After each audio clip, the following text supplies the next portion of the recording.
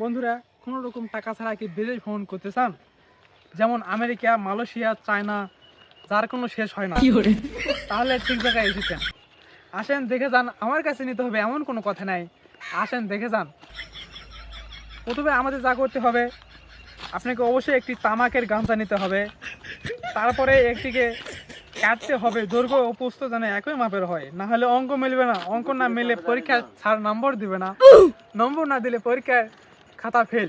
আপনি ফেল হবেন না, তো আপনার খাতা ফেল হবে অবশ্যই, কারণ আপনি জেনজি। এতে করে আপনার খাতা ফেল হবে অবশ্যই।